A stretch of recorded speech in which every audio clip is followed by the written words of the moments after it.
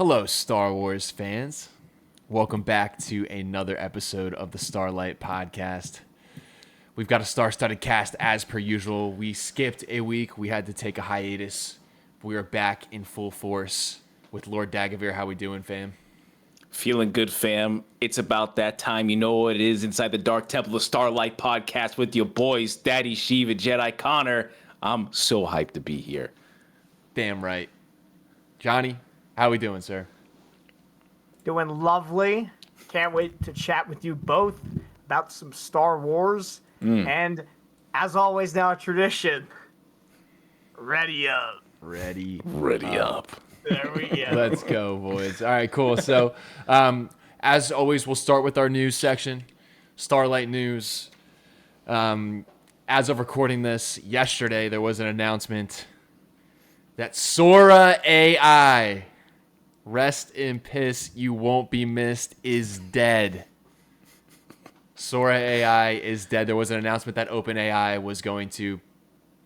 is basically canning the app, which is responsible for the AI slop videos that are all over your For You page.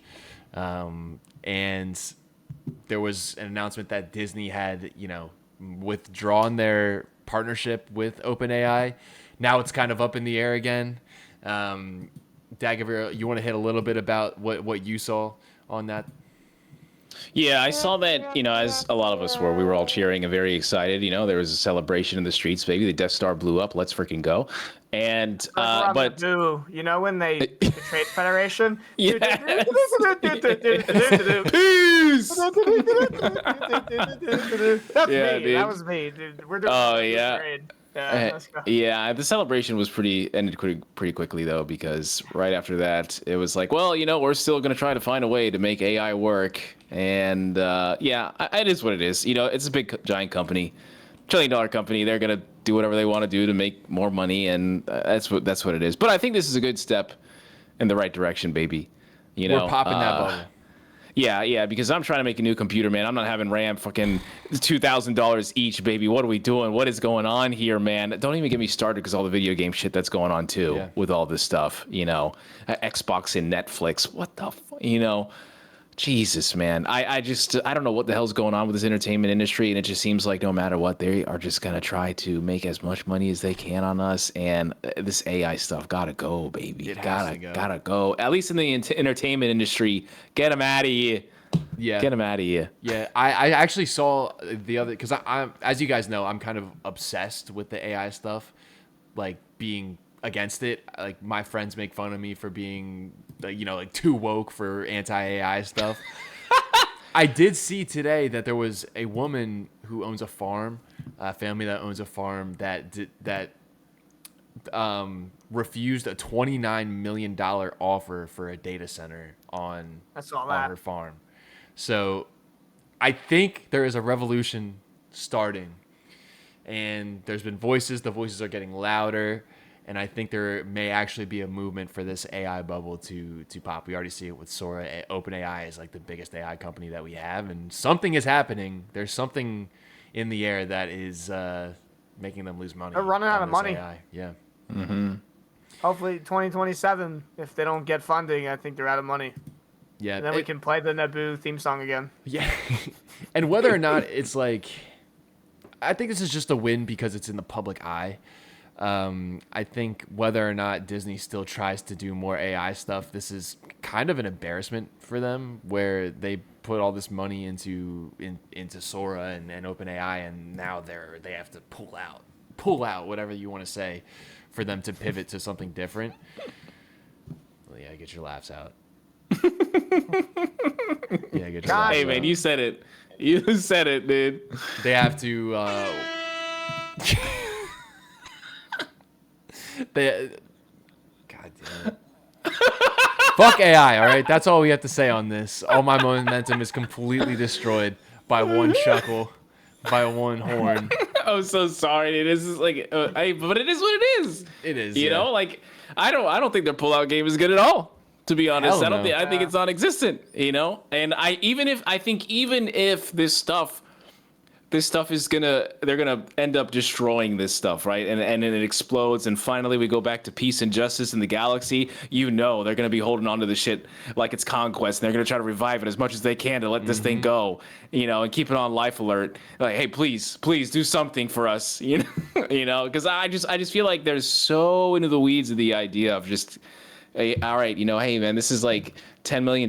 Yeah, lay off these people. Just work about this in the meantime, and then we'll get this going. You know, yeah. I hate it. I hate that it exists like that, man.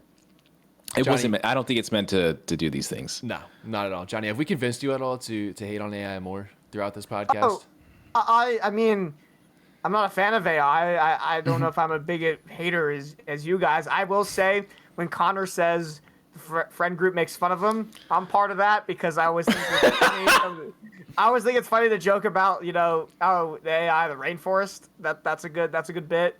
But I mean, I think there's some use for AI. I will say with the Sora stuff, I'm not gonna miss Martin Luther King Jr. hitting a home run in the World Series, and some of that slop, and even like some morality around it. I do see this as a small win though of, you know, maybe these companies will think twice about, you know, just throwing money into AI for, you know, whatever reason, because it's trendy. It sounds like Disney is, they're going to try to find another way, I guess. Hopefully that blows up too, but we'll see. Sorry, I just can't stop thinking about Martin Luther King hitting it. So crazy, I saw that.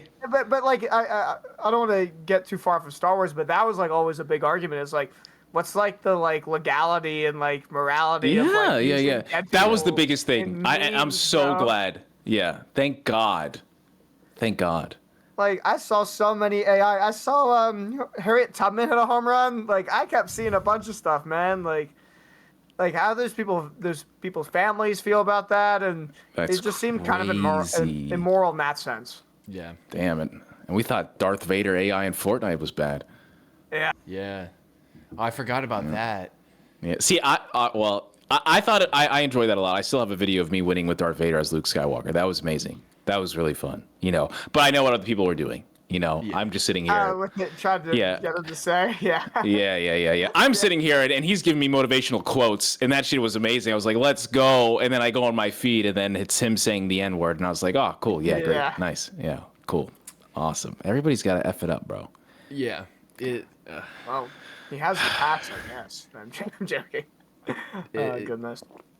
Yeah, I hate it so much. I could talk about it forever, but like, we can make an anti-AI podcast, and Connor could just talk about it forever. So if we're not gonna get any more slop. Let's know in the comments. We're not gonna. Skynet is coming for you, Connor. Oh my God. We're not gonna let Disney throw their characters into this slop machine, and you know that's but to that me was is the whole reason win. why they should have came at them.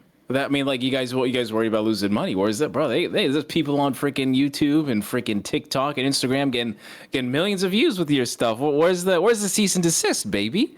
You know? I think they might think it's more beneficial to just like be part of the AI, like, you know, be part of it as opposed to you know, getting Joe Schmo to cease and desist for however much that they want to do. But weak sauce.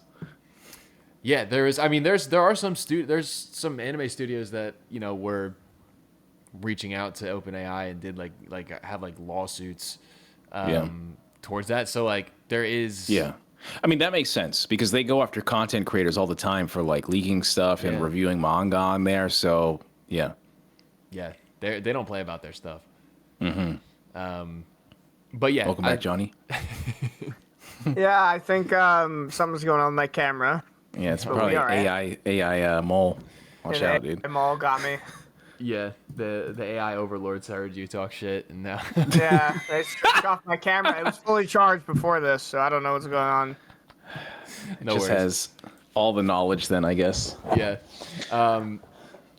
but yeah, I think that's enough about this bullshit AI. I think we should get into the real stuff, the real reason that we're here, to unlock the knowledge.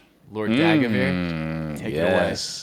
Yes, as I scour all of Korriban and Droman Koss for all of the relic holocrons, baby. I have a really good quote here, and I love this one. I used to read this one quite a bit, and it's about winning and losing. From one of the skilled masters, Jedi masters in lightsaber duels, from Rekka Day, and I freaking love this quote so much. So you guys ready for this stuff? And I think this is a really good thing for mentality, since we're both diehards and competitive when we play clubs and things like that. And you know the Star Wars game's gonna be coming out with the Starfighter Racer and everything else, so we're gonna get really sweaty up in here. So I wanted you guys to listen to this real quick about winning and losing. And it says, do not see a lightsaber duel as a choice between winning and losing. Every duel can have many, many outcomes. When you concentrate solely on winning in lightsaber duels, as everything else, you sully your victory. Winning becomes worse than losing. It is better to lose well than to win badly. And it is always better to end a duel peacefully than to win or lose. Ooh. That's very interesting. Yeah. And it's coming from a Jedi Master, right? That is a Jedi Master, big dog. So what is kind of the message there?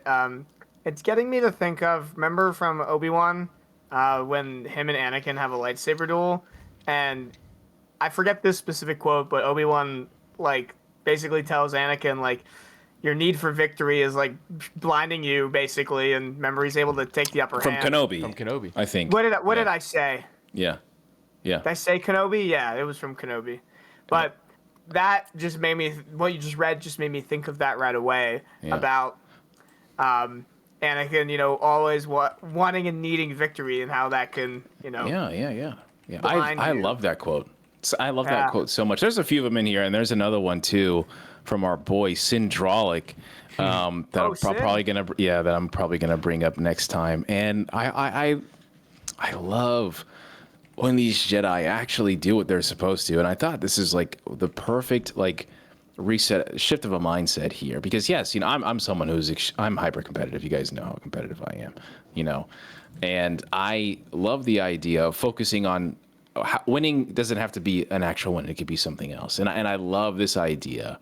And one of the things that just so true to me is like it's better to lose well, than to win badly. And I think that makes so much sense, because it is, especially how negative you can be and how competition or lust, I think, is really good.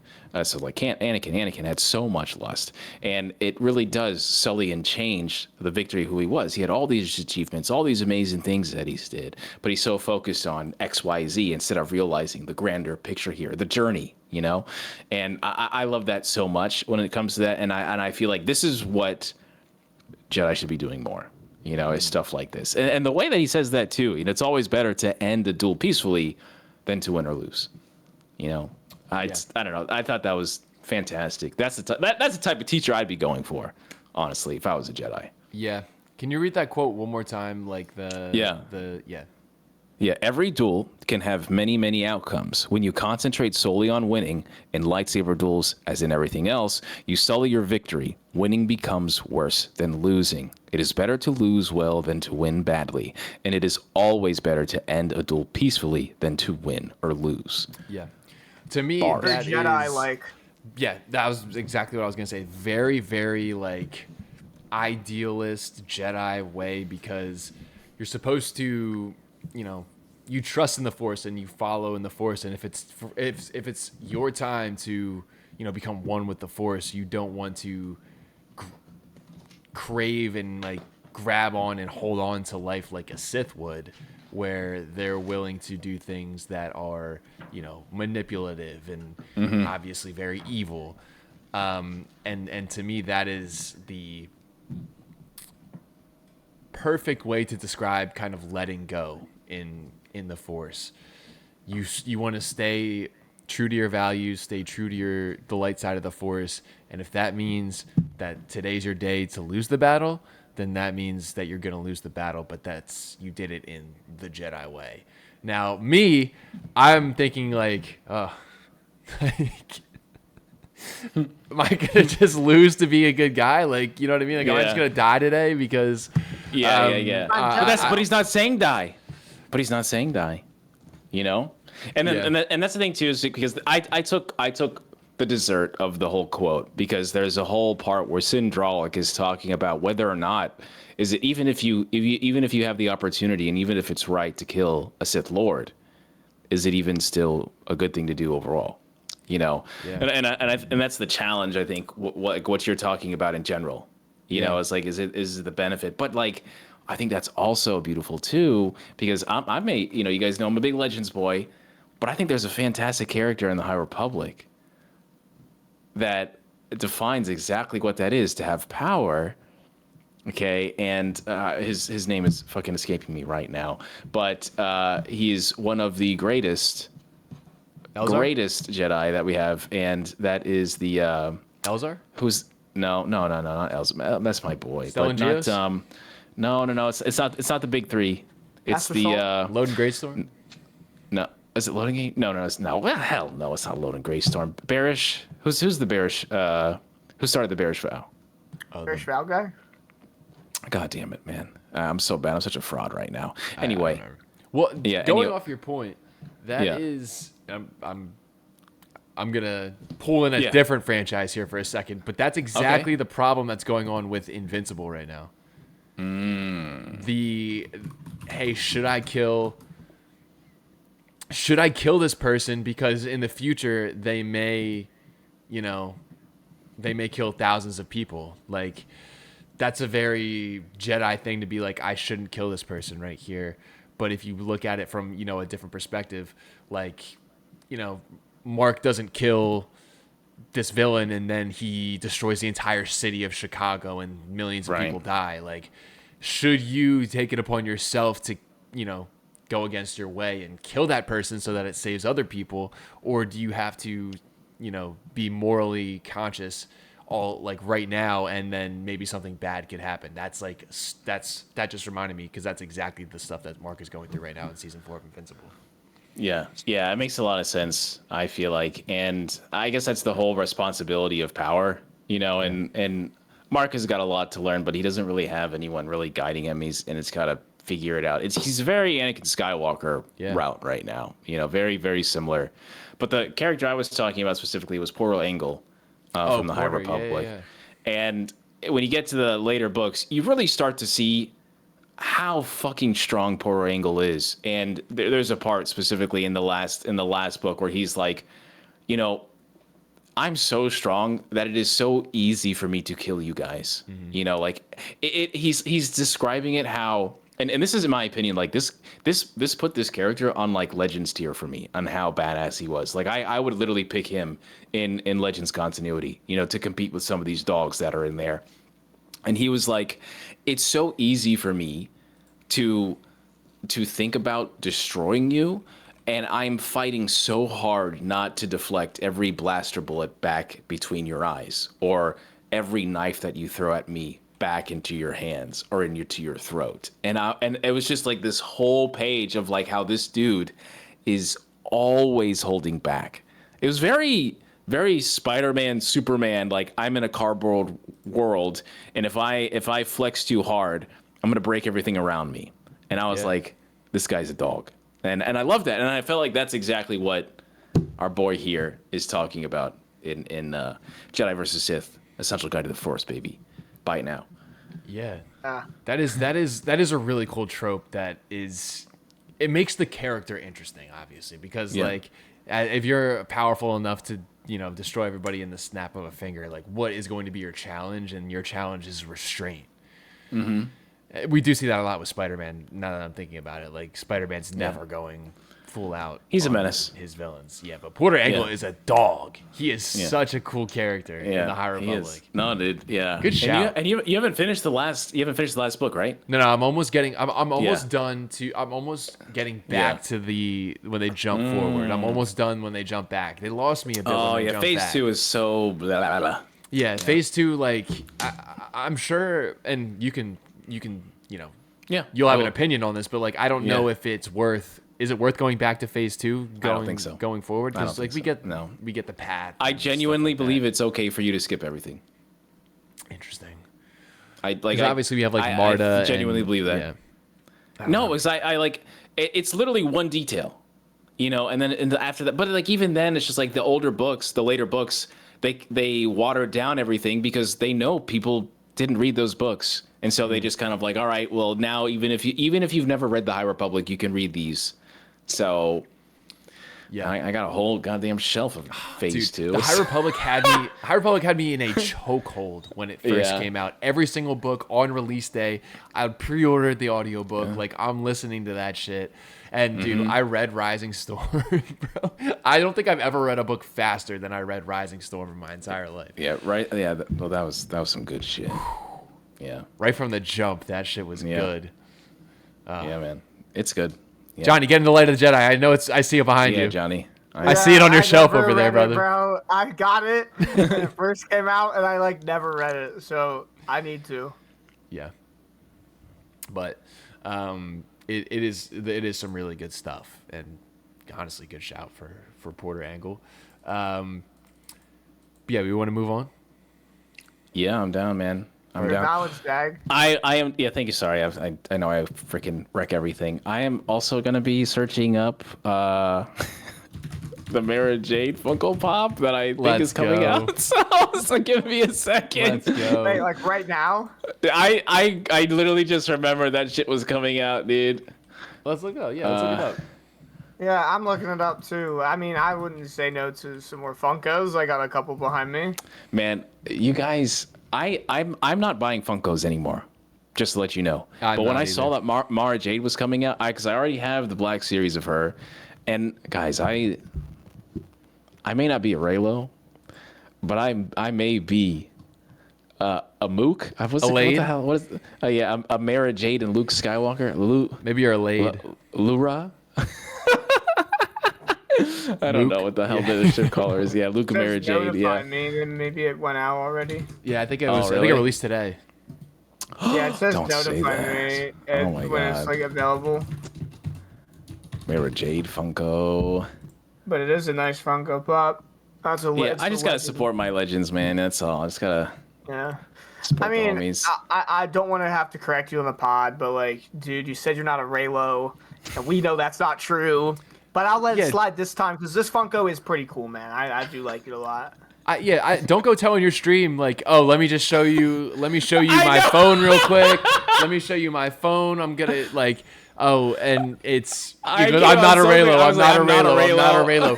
Real listeners of this podcast know, Dagovere, you are a Reylo, and you're just closeted right now. You're just a closeted Reylo. You're in denial. It's totally guys, fine. I hate The Last Jedi. I don't like The Last Jedi. Who said anything? Whoa, who said anything about liking The Last Jedi as that's not if fair. you're a Reylo or not? You can be a Reylo and dislike The Last Jedi. I don't think so. I mean, you could just dislike the movie, but like I feel like Reylos, and I'm not a Reylo. I feel like Reylos dislike the Rise of Skywalker. Okay, yeah. I feel like Reylos. I have a strong opinion on Reylos. Oh, guys, I'm not a Reylo, but I know this about Reylos.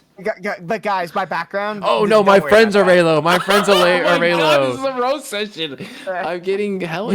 No, my friends are Reylo, guys. Do you know any cool edits that I can send to him?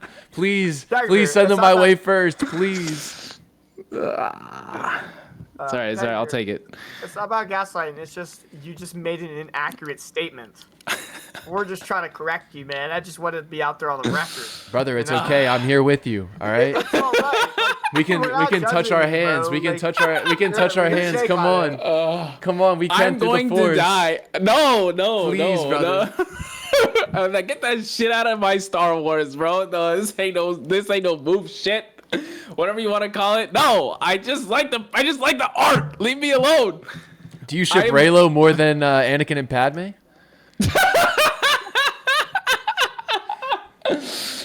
Oh man, that's not fair.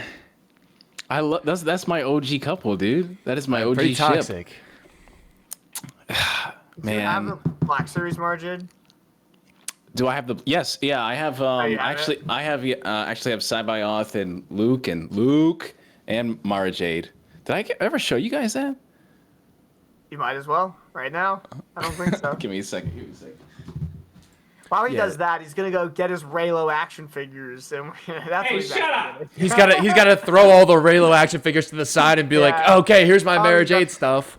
This is yeah, you got the 4-pack. That's yeah, so this is my nice. Mara Jade, Sabayoff, and Luke Skywalker stuff. Yeah. Wow. This is some real shit, guys.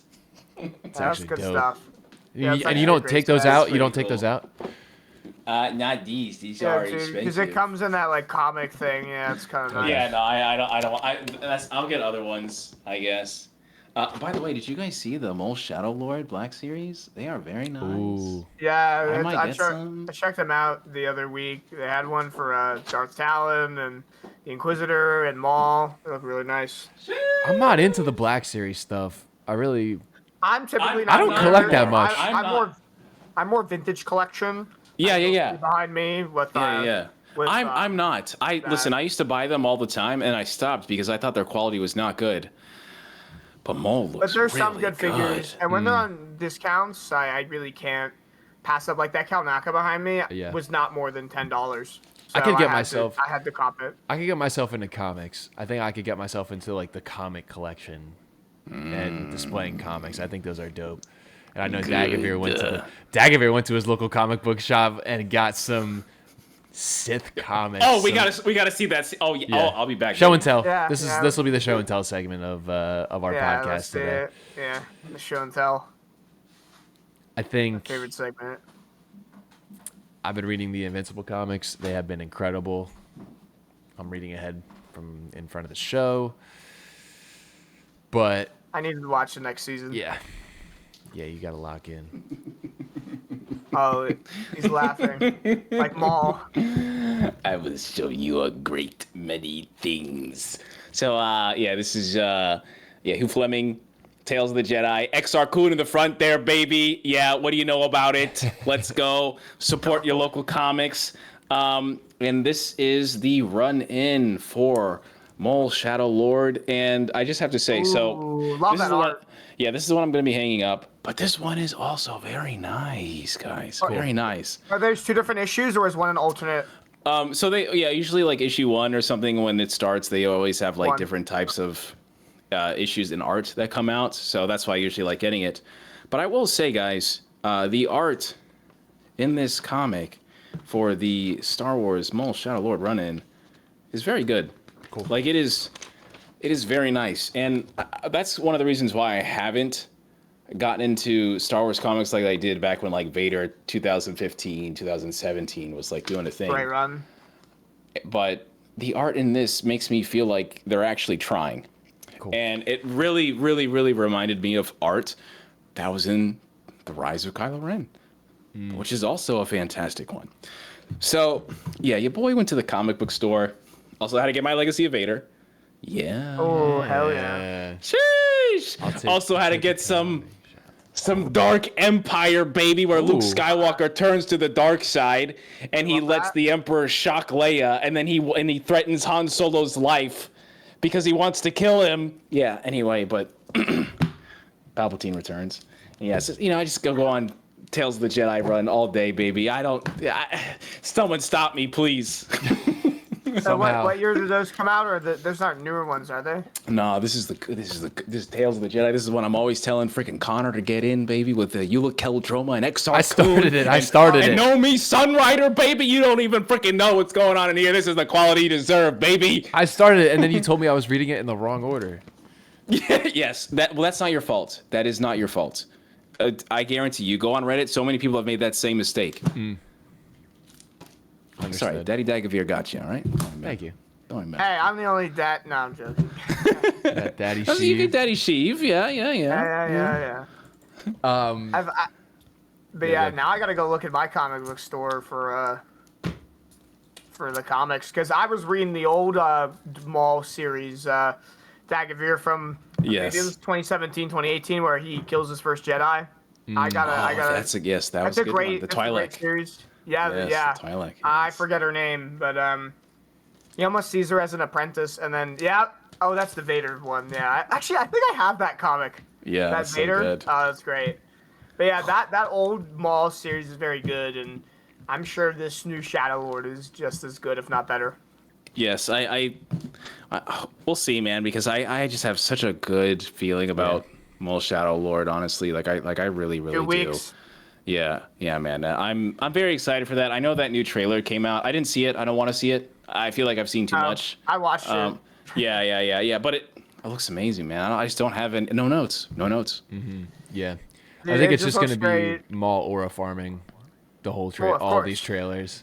Yeah. And not only that is, as we discussed previously on the podcast, Matt, I forget his name, but the guy that directed and oversaw the writer Bombara, yeah, who's also on this show. I rewatched that arc, man, and got me fired up for Shadow Lord because I just know it's going to be dark. It's going to be great animation, and I can't wait. Yeah, I'm so excited, man. I do we know how long the episodes are going to be? I'm not sure. I just know that when they're coming out, and the last one is May 4th, from what I understand. Do you think this is a one-season series? Yeah, I'm afraid about that, man. I think it is. I've heard people talk about it wanting it to be multiple, but from what I understand, it's only a one season series right now. I think it makes sense. Like, the end is going to be Vader, right? We're going to get Darth Vader. He's going to beat the shit out of them all. Yeah, exactly. Or do you think Palpatine pulls up? No, I don't know. Palpatine's like, he's fine. Or maybe he shows up in a hologram just to, like, rage bait Maul. I think Sidious is in his endgame right now, and everybody else is just not worth his time. He's got the Inquisitors, he's got Vader. He's not going to be showing up to anybody right now. He's got Project Necromancer, just like and that's going to be his priority. Yeah. Yeah, I mean, it makes sense. I mean, this is happening, simultaneously with the Bad Batch? I guess we don't really know, right? Yeah, it's around that same time because you see the TK troopers, and then they were transitioning into that armor during Bad Batch, so it's around that time period. Yeah, I mean, I think it's going to be a slam dunk. They can't really go wrong with this. Darth Maul he's fantastic, so. The boy. Galen Merrick. Speaking of fantastic, I saw a movie over the weekend on Thursday. It's been about a week since I saw it. Yeah. Project Hail Mary. Wow. It was such a fantastic movie, and it has our darling star boy Ryan Gosling. This is like one of his best performances that I've seen. It might be his best performance that I've seen him in, just period. He's one of my favorite actors, but the way that he just dives into the character, it just makes me even more confident for Star Wars and Star Wars Starfighter, because he's been locked in every single movie that I've seen of him recently. So I think he's gonna have a really, really good time doing Star Wars stuff. And I know, Dagovere, you saw the movie. Would love to hear your perspective on it and about Gosling, but I just love it so much.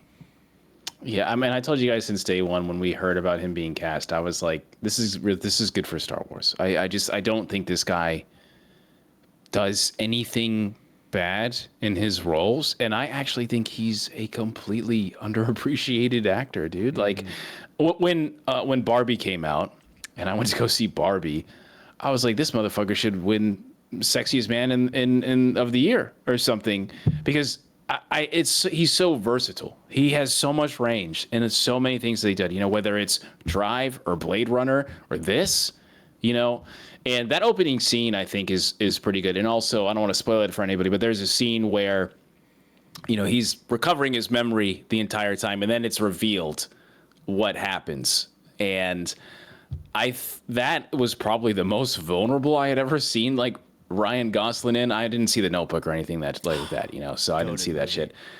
Yeah, okay. It's like what I know him from. It's a typical Raylo would say that. Yeah. It's gonna be hard, but I want it. But again, I think this guy is exactly what Star Wars needs, and I think it's exactly what they have needed for a bit now. Although I think that movie is very good, and it has its flaws like every other movie, I think it's just really just an appetizer for next year, baby. Mm-hmm. It really is. Yeah, he's been busy. He's been doing a bunch of stuff. Hey, man. And the other thing is I think he knows so much about, like, the ins and outs of producing in Hollywood. I genuinely believe there is not a movie that this guy has made in the last couple of years that is kind of missed. You know, even the silly shit that was on like Netflix or Amazon, I like had a really good time watching it. Yeah. You know, I think it was the Stuntman one, whatever the hell it was that he was doing. Yeah, I saw that one. That was really good. Yeah. But there's also some like very like vulnerable moments too from that. Yeah. Like where he just like dives into it.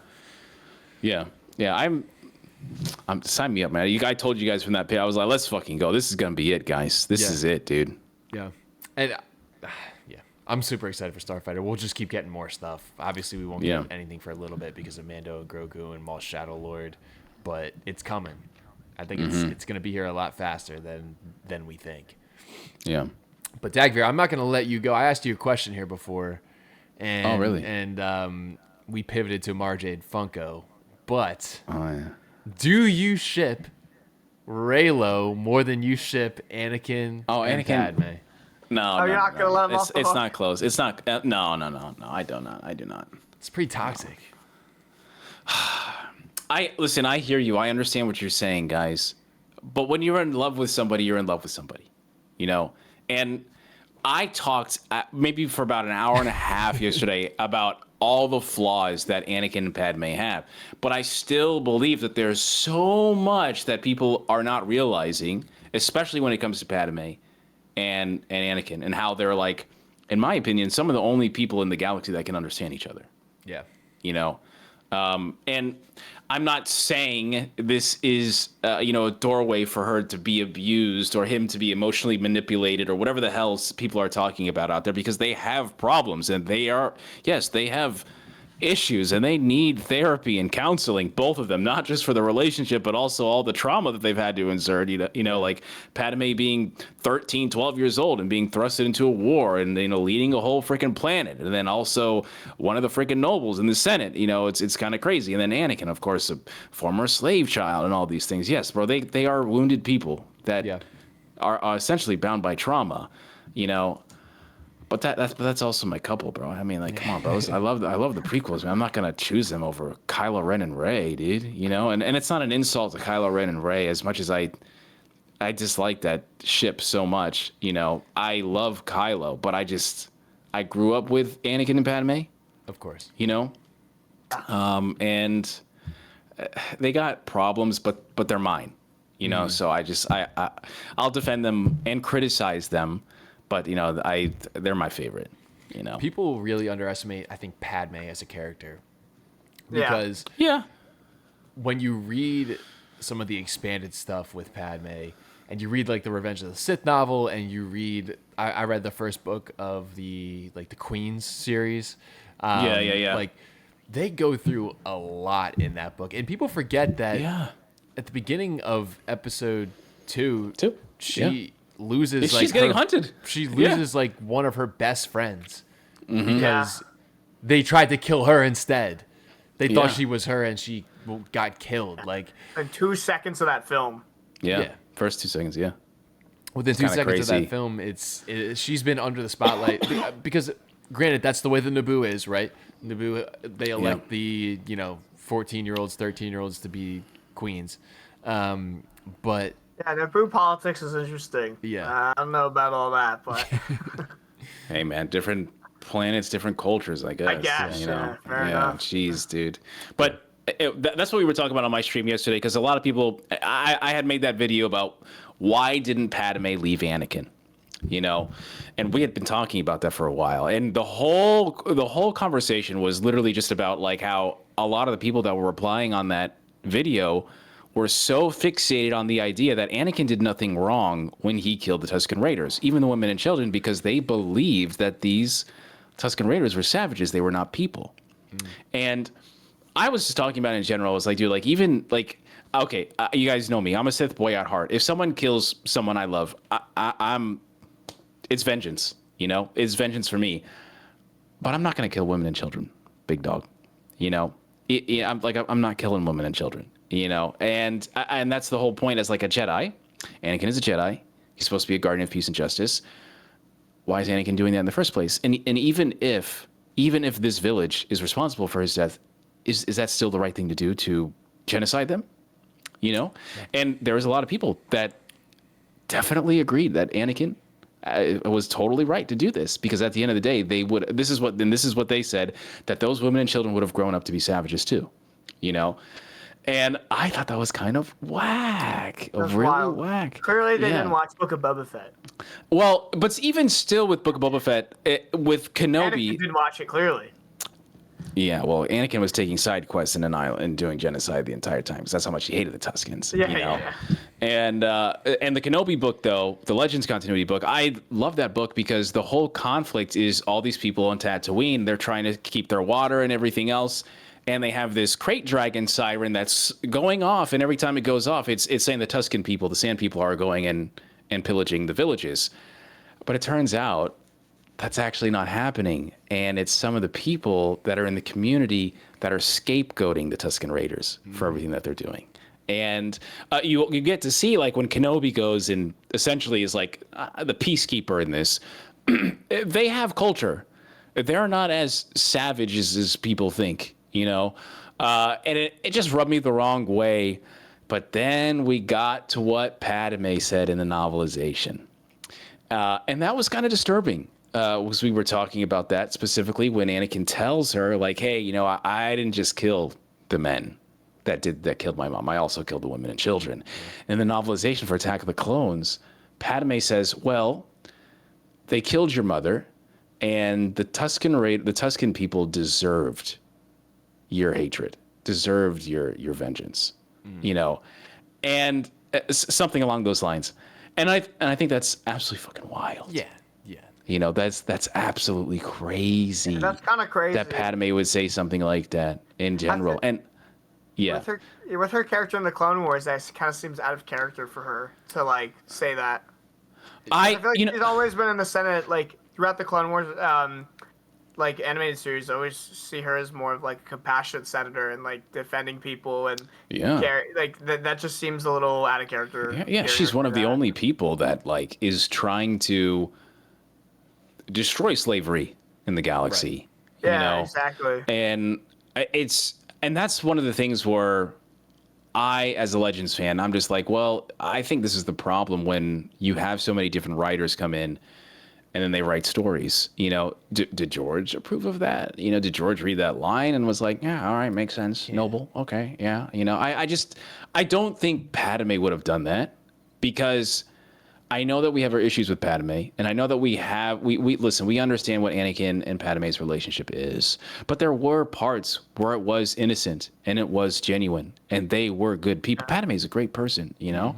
But that's why I'm like, that weirds me out, or like, it just feels weird that she would say that. Yeah. And that's my thing too, because if you go on Reddit and see all everybody discussing, there's a lot of people that believe that Padme was racist to an extent, you know, and may not have seen the Tusken Raiders as people, you know? And is that because in the lore that they are that much of savages, that they are seen like that, like Jawas or something? You know, I'm just asking questions. I don't know the answer, but it's hard for me to truly believe that Padme wouldn't feel would feel some type of discrimination towards a certain group of people. Yeah, you know? I just take it, like, when we talk about like the expanded stuff, we talk about the novelizations. They're not technically, like, canon, right? Like, they're expanded stuff. For me, I pick and choose stuff like that. Like, if Padme says something like that and I'm reading that book, I haven't read that book, I'm like, what is going on here? Like, that person does not understand the character of Padme. Yeah, I feel like that's character assassination. Yes, exactly. Like, I like vehemently, like, I am pushing that away from my mind. I feel the same way about that as I feel about Luke in The Last Jedi. It's not even close to that. It's not even close. You don't think so? Well, you like the movie. No, but I'm saying, like, that's not even close to, like, that character assassination that, like, Padme is just, like, racist. Like, that's, I don't know. That's just not even close. That is character assassination to me. That is, this character doesn't say that. This character doesn't do that. I feel like that's the same thing. I feel like it's the same thing. No, but I think, like, I don't know. To me, that is like such that is, it's not done nearly to the level that like someone just like being racist is. Like, you can't compare Luke's decision to end the Jedi, like to believe that he should end the Jedi Order, comparing it to that. In my opinion, that's not even close.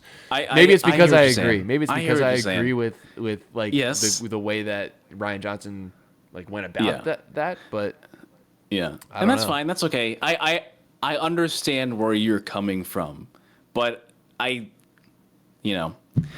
think we know where I stand and you stand on that, and I think that's why that is also a very hard pill for me to swallow, because I just cannot for the life of me see Padme just be like, who gives a fuck if you killed them? They deserved it, That's crazy! No, the way you say that's why I'm laughing. That's fucking insane! You would never say that. Yeah, it's women and children. Like, Padme would never say that. Would never say that, bro. She hit Anakin with the little yachty. And fuck them kids. Yeah, it's crazy to me. But I think that's also like I was telling you before. I think that's also the challenge of like expanded universe, whatever it is, whether even if it's new canon or not, because we have never talked about Jedi battle scars on this podcast. No, I haven't even read it. And me neither. That is character assassination, in my opinion too. Well, we kind of talked about it a little bit. That's kind of what happens with some of these expanded universe and books and things. Yeah. Is like these other writers, they, might take a character a certain direction that might not always be, maybe what you guys said earlier, like George maybe thought or something. So yeah, exactly. It's kind of a nice. It can be a nice twist, but then what you're describing, Dagovere, a little like I'm hitting the rock eyebrow raise of like, excuse me. I literally just discovered that's actually one of the only novelizations I haven't read. And that scene is like something that we talk about all the time now, because I think it's so crazy when you see Revenge of the Sith. And, yes, as Connor was talking about, a lot of the times, even in new canon, novelizations are kind of soft canon, because there's stuff that they add to the movie that isn't there, dialogue and scenes even, But the Revenge of the Sith one is one of the only ones that has been remade, so it's a very interesting part where you can take some bits and pieces and say, all right, this is probably still canon, this probably isn't. And when we know Anakin ends up killing the younglings, and Kenobi tells Padme, like, what? No, I don't believe that he would kill younglings. I think that's also a huge character point too. It's like, yeah, I know. Yeah, exactly. Well, you were there for the first time, and now you're here for this part. And it's about a decade since your boy probably has gotten worse since then. And you didn't know because... It was only, 3 years? Or you mean like when he was a kid to like... Well, yeah, I meant like Attack of the Clones. Okay. It's probably about 5... Yeah, it's probably 4 or 5 years, I think. But... I think that's also the sad part of Padme too, because I was also explaining to people where like, we'll talk about this a little bit off camera, but when she is confronting Anakin about killing the kids and everything, she just kind of takes it. And and my chat was also like, yeah, that was kind of insane for her to do. What the hell? And I was kind of telling them, I was like, you guys, I don't think I've ever been in a situation where someone has done something like insane and you are de-escalating and you have to lie. You have to say it's going to be okay. You have to say I love you. It's all right. I'm not leaving you. These type of things. And sometimes that's the only way to calm them down. Because if you say anything else like, nah, bitch, I'm getting the Uber. I'm fucking out. Who knows what they're gonna do after that? Like, they just off this village. Yeah, if you're Padme, like Anakin could like just kill you. Like Anakin could literally just kill you. You have no, you have no power. Like you have no power over him at all. Like you have to be like, it's all right. Like let's go. First off, don't kill me. I don't think Anakin would do that. But I think Anakin would do everything else. Right.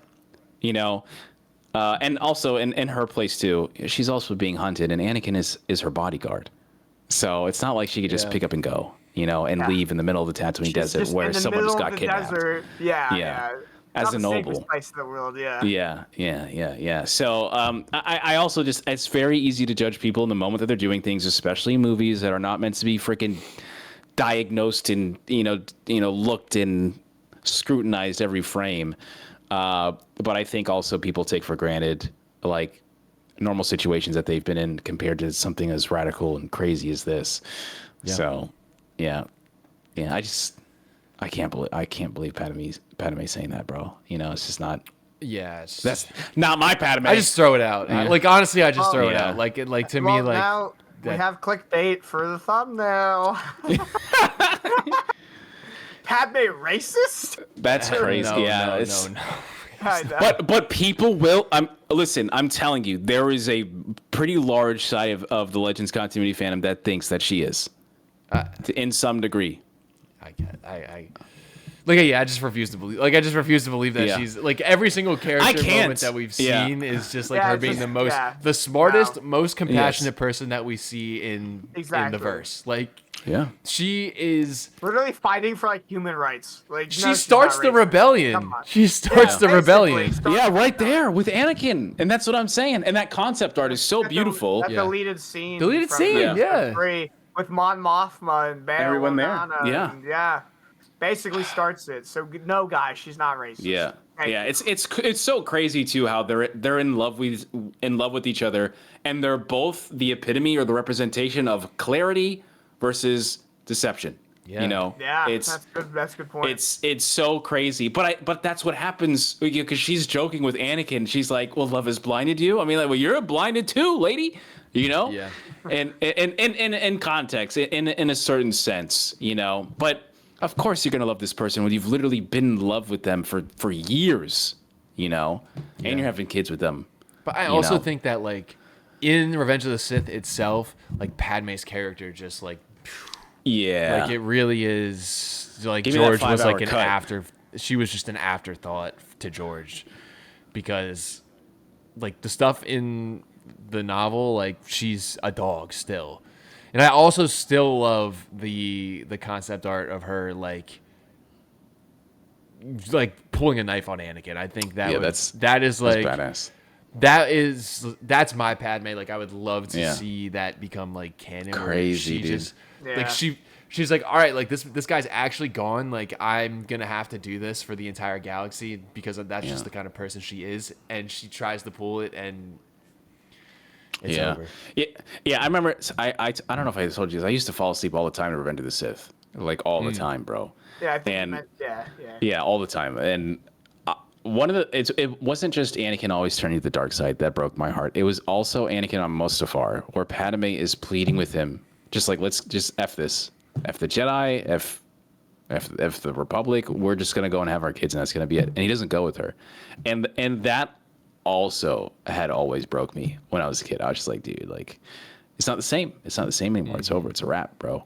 You know. And then she dies, and she's like, dude, there's still good in him. And I was like, oh my god, Anakin, what the fuck are you doing, dude? Yeah. You know, because like, it's not about her anymore. Right. It's not. It's he's gone. He is. He's gone. Far gone because he's talked about like just running away. All the time, like running away with Padme. They've talked about it together. Like, that's something, like, that's a dream that they would want to do. And she's presenting this dream right here. Like, let's just go. Yeah, like, it's time. Let's go. Like, let's go. What what we wanted to do? It's me and you, baby. Yeah, exactly. Let's go. And he's like, no. I can overthrow the emperor. I can be more power. I'm more powerful than him. I can do anything right now. Like, he is on that dark side high right now, where he thinks that he can do anything in the world. My boy. And then she's like, "What are you talking about? Like, who are you? Like, you're breaking my heart." And he's like, "Liar." He's like, And then Obi-Wan shows up, and he's like, "Oh my god, Padme and Anakin. Like, you were with him. Yeah. You brought him here to kill me." Yeah, because that's why I love watching that movie, because it gives me so much clarity about how much power we have in our choices. And that's the one thing I feel like a lot of people that love Revenge of the Sith, they're not being honest with themselves when they watch it, is like, it's not about love anymore. It's about lust. It's about power. You know, and people always post it on Twitter and Instagram and everything. What would you do for love? And they always show a picture of Anakin Skywalker turning to the dark side, and it's like, well, that's not accurate, guys. Sorry, Bob. He did it for himself at the end of the day. He did it because he wanted power, you know. Yeah. And we look at the Revenge of the Sith video game alternate ending. The galaxy is mine. The galaxy is mine. That's what he wants. He took Palpatine's thing a little too seriously. Why are we're always roasting my boy? Always roasting my boy. I love Anakin so much, but it's true, baby. You know, he can't wear the cape without the stain. What a quote. Sorry. I think it's time. Uh-oh. Is it about that time? I think it's time for the 2-minute warning. Oh, shit. For those of you who listened to our last podcast, we introduced a new segment called the 2-minute warning, where pretty much this is the last 2 minutes of the podcast, and we've got one topic, we got 2 minutes, and we're going to go after it, all right? And this topic was prepared by yours truly, right? Maul Shadow Lord is coming out in a couple weeks here. We've got some comics. We've got a whole bunch of content with Darth Maul. And this week's 2-minute warning is, and I've got my timer. Darth Maul is a top 3 character in all of Star Wars canon. Go. In all of Star Wars canon? So... including everything. So yes. Here's why. He has one of the most tragic stories in all of Star Wars, and it's been expanded now in multiple different venues. Starting from Phantom Menace, going all the way. He comes back in Clone Wars, one of the best returns they've ever done for a character. Okay. And then with Rebels. Okay. He comes in there and just kicks ass, and now we're even getting this new show. He's gotta be top 3 for Old me. Master is my goat. All right, Old Master. I don't hate the idea, but if you're talking about in all of Star Wars continuity, okay, we're talking about Anakin Skywalker, we're talking about Luke Skywalker. That's it. In my opinion, that's it. That's over them. But we're talking about Rebel. We're talking about no. Star Wars canon. Star Wars canon. Star Wars canon is what I said. Star Wars canon. Oh, new canon. Specifically new canon. Mm-hmm. Yeah. Canon. Oh, sorry, Disney canon. Disney canon. Okay, so. I'm getting blanks, guys. New canon. Yes. Yes. It's Maul. It has to be. It's Maul. Really? He's got to be. Sorry, I'm looking at all my Legends boys back here. they're not. They're in the dugout right now. They're sitting, dude. I'm trying to figure out right now. I would honestly put Darth Maul up with those characters too. I would put Darth Maul up with the canon with the Legends characters as well. No, there's no way. He's maybe not top 3. Maybe not top 3, but his story is so complete and he is so tragic that I think Obi-Wan Kenobi? That's where I was contemplating for a second. Obi-Wan Kenobi? Obi-Wan. Obi-Wan for me is close. I have beef with Obi-Wan Kenobi because he lies to Luke Skywalker. I think but Darth Maul's lying to everybody. That's his character. Yes, I know it's his character, but how? Kanan Jarrus? I don't think we have enough. I don't think we have enough of Kanan Jarrus to. I know you guys like Kanan, but that's fine. That's timer stopped. I'm literally just throwing shit out there because it's not Legends. But there's no way Maul's a top 3 character in both continuities. In canon, I think that's fine. That's serviceable. That makes sense. But I don't know if you could put him over Kenobi. But you can, and I put him in there. I think that just his character arc and the fact that he is, I mean, we've talked about it a million times on this podcast, specifically with the show coming up, but he is second most tragic character, I think, in all of Star Wars behind Anakin Skywalker himself. Okay, yeah, I like it. I like the idea. There's nothing from the very start. Darth Maul has been basically a slave. For help, dude. He's like, I don't want to agree, but I need to see what other Funkos I have. It's hard because when you say canon, it's such a limited range. There really isn't that much in new canon, and even there's gems, there's fantastic characters, but we're talking about so fleshed out to the point that it lives up to these characters, and that's why I'm thinking Luke, I'm thinking Anakin or Vader, and then I think Kenobi, and after that, it really is someone like Maul, because Maul is right there. I would even say Ahsoka. Honestly, because I think Ahsoka is up there too. But then after that, I'm drawing blanks. I'm literally thinking Cassian, but You're gonna put Cassian up there against Maul as a character in the history that Maul has? I don't know if I could do that. Like, I love Cassian so much. I love all these characters. I'll agree with these top 5. I mean, you can put Palpatine up there too. Palpatine's up there for me. He's not as in-depth of a character, but he is like a great character because he's a great villain. He's the best politician of all time, guys. I don't have to go into it again. Man, fuck Palpatine. Sorry. I was thinking that. I was like, but you hate him so much because he's such a great character, you know? He's such a great villain. He is evil. And I can't stand evil for evil's sake. Like, I hate evil for evil's sake. Yeah. But if there's an evil for evil's sake character, it's Sidious. All day, every day, baby. You gotta respect his love for the game. Yes. Baba Palpatine. Baby. But back to Connor's thing. We're way over 2 minutes, but just looking at everything in his entire character arc, I cannot not put Maul in my top 3. Yeah. I don't. I have to cut somebody. I have to do a Thanos and throw somebody off the cliff. Damn. So I don't know who, but is Maul really that guy, guys? Maul's that guy. I really think he is. Like, we look at Clone Wars season 7. His monologues are like top tier. Just an entire story and his story of tragedy and his end in Rebels, like it's just peak writing. Oh my god! You know what's sad? You know what's sad, in my opinion, and I know that we're beyond 2 minutes. And, we're at about 5 minutes now. But I guess it's so interesting to see Maul as a character, and I guess that's why he does deserve to be up there in some form as Connor tries to fix his shit. So we have one movie.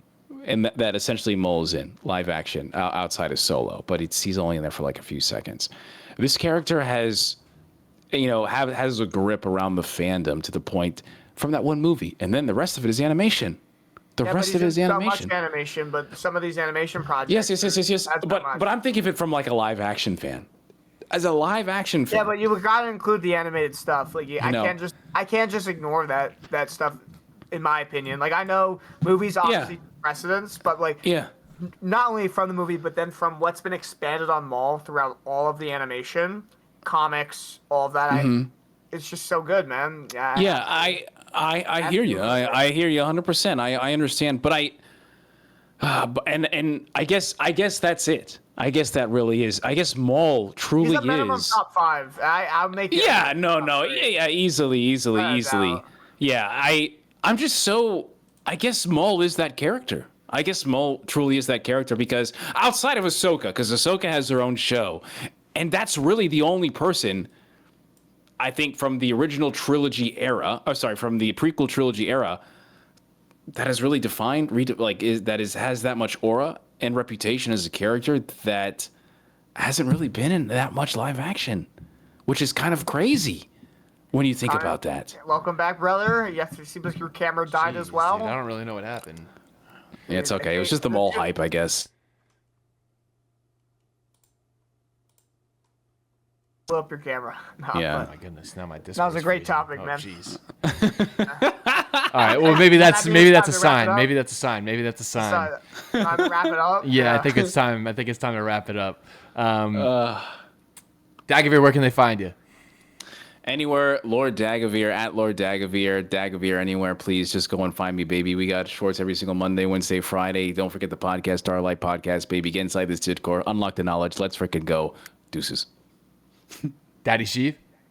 You can find me on TikTok, Daddy_Sheev, but don't forget to check out the podcast, the Starlight Podcast, YouTube, Spotify, Instagram. There's that evil-looking BB-8. We love that. Give us a follow. Check us out. Awesome. And you can find me at Jedi.Connor on TikTok, YouTube, Facebook. But not on Instagram. At Jedi.Connor _ on Instagram. If you're listening to the podcast still, thank you so much for enjoying our antics. We're going to keep going. We're going to keep yapping about Star Wars. We're going to try to keep implementing some new segments, some new hot takes, some new fun stuff. So we're super excited for Project. Never mind, not Project Hail Mary. We're super excited for Maul Shadow Lord. For Light and Life. Thanks, guys. Deuces.